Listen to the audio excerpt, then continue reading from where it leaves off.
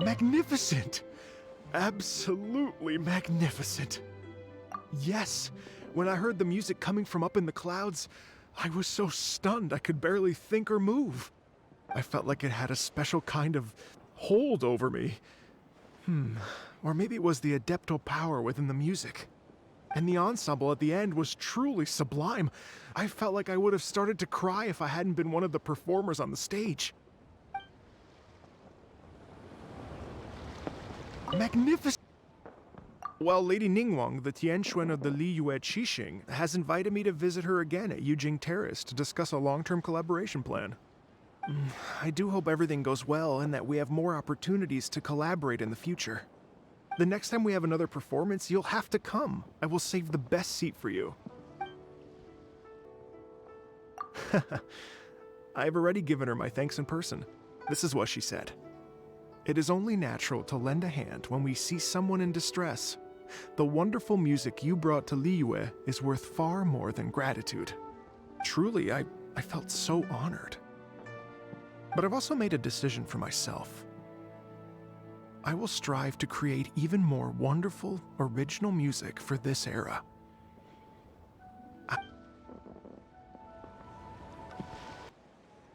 The Lantern Rite celebrations are getting better by the year. Such wonderful music. Dr. Baiju, I've brought the herbs. Who are they for? The singers. Performing at a music festival is very demanding. Using these herbs in good time will protect their voices from damage. Oh, that's why you were preparing them all night. I dared not neglect the Yuheng's request. Her messenger was quite insistent that it should take top priority. Let me double-check again. This one is for...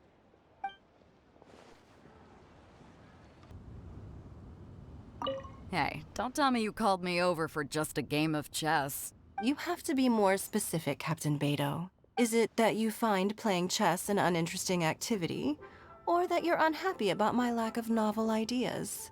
If you don't specify what you mean, how could I know what I should do to please you? Of course. I make a single remark and you reply with a full-blown lecture. Maybe we should deal with all official affairs publicly in the future. It might just make things easier. I'd be perfectly happy with that. I'm just worried that Captain Beidou's business might be negatively affected. Don't give me that. That woman from Yanshang Tea House sometimes comes aboard to ask for information. She requested the fleet to import some goods, but how could I not know who she's actually working for? Oh, you sure know a lot, Captain Beidou. How about I ask her to come over? Or maybe we go straight to her tea house. With one more person around, we'll be able to have some variety in our chess games. I hope that would be less of a bore to you. So, we're still gonna play chess after all. The vegetables are fresh, and there are enough wheats and grains stocked up. I'll pass on the seafood. Oh, it's you. We meet again. Surprised to see me here? It's the director's orders. Zhongli worked all day and night at the restaurant during the festival and didn't get to have any time to enjoy the festivities. The director sent me here to help out in the kitchen so that Zhongli will have some time to herself. But with someone as hardworking as you around, there seems to be nothing much for me to do. It feels good seeing my old friend in the kitchen, fetching ingredients and lighting fires. Perhaps I should borrow Cloud Retainer's Supreme Cuisine machine to speed things up. You'd still prefer to make them by hand, but of course.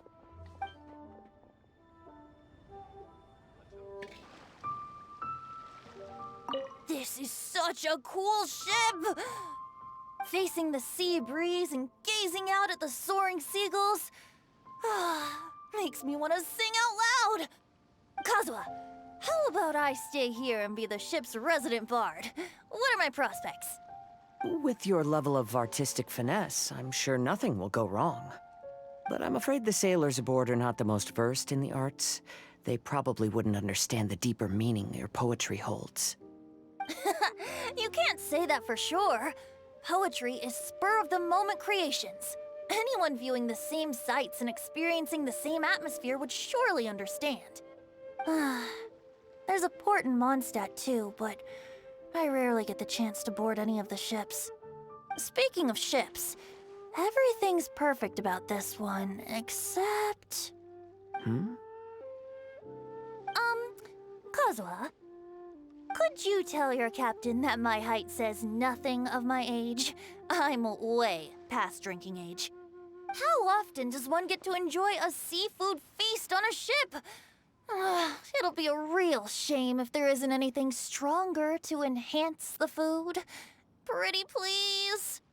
There's not much I can do about that. It's not because Captain Beto's not on the ship right now, but because there's no room for negotiation on this matter. Even I have to sit in the no-drinking zone every time. But I don't get drunk after just a few sips. Trust me, I can hold my liquor really well.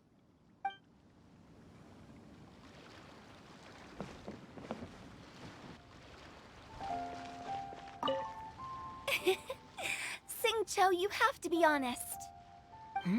Honest about what? How did you and Venti really meet? Why are you suddenly asking that? Aren't they book buddies? Yeah, we met a few times at a book convention. That's all. Oh, really? With that extraordinary demeanor and literary talent, he's definitely not just any bard. If he's someone that could hold his ground in a conversation with a consultant, he needs to at least be as talented as me. Perhaps you're overthinking this matter. Hu Tao, Xingqiu wouldn't lie to us. Okay. I'll tell you the truth. Huh? Xingqiu! I'm actually a fan of Venti's poetry. You all know that I love reading, and sometimes come across poetry from Mondstadt. Among those works, I admire the ones penned by Venti the most. Just as Hu Tao said, his artistry is the reflection of his personality, remarkable grace and exceptional literary talent. I guess Venti didn't tell you the whole truth back at the restaurant, because he didn't want to embarrass me in front of everyone. He's such a considerate person. Yes, right. I can confirm that. When Xingqiu was busy with other things, he asked me to buy him poetry books in secret. I see. That didn't sound like too much of a big deal. You could have told us right away. Well, I'm telling you now, aren't I? Oh, so that's your story. Forget it. Let's drop this topic.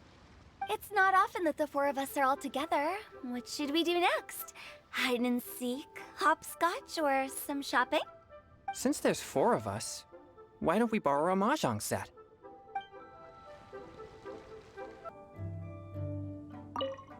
Xiao just came up here with some almond tofu, but I haven't finished everything Xiangling gave me yet.